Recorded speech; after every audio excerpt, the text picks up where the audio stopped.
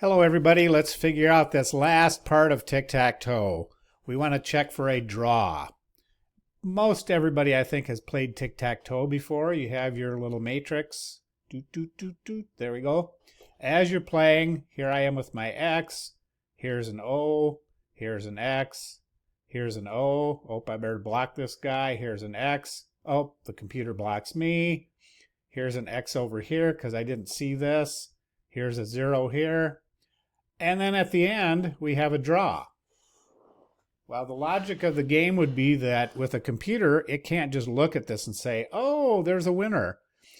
You don't notice it when you're looking at the game, but you're not actually seeing the whole thing. You're doing the same thing a computer does. You're checking XXX, you're checking all that.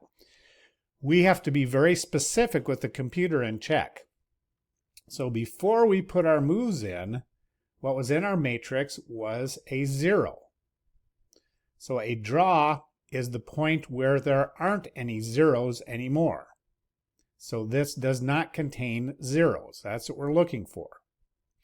So here is our little function. The any function that we've used before looks through the entire matrix and says, are there any zeros inside my matrix? Well, if there are zeros inside the matrix, that's going to return true. But I only want it to return true if there aren't any, because my question is there a draw?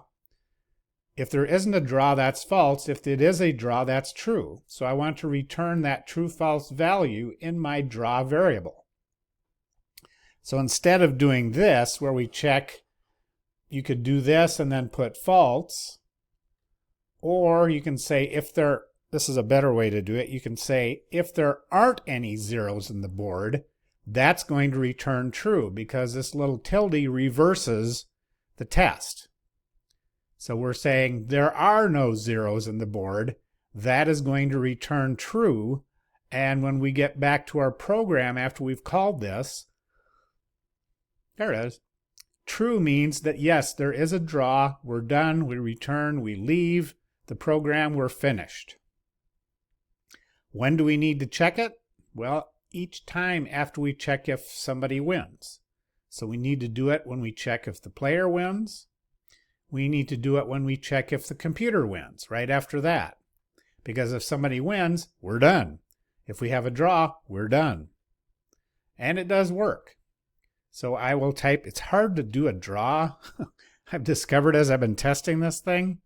So I'm going to do 4 to put one there. And then I'll do 5 to put one. Oh, I got to go down not to 5, but 9.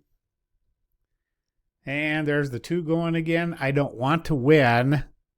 So I'm going to put my 1 in number 2 maybe. And then I go in the middle. 1, 2, 3, 4, 5.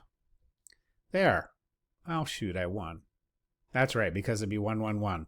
Well, it is hard to tie, but if you do get to a tie, it does work. So you may have to test it a couple of times. There you go, the complete tic-tac-toe game. There's lots more things you can go further with it if you want.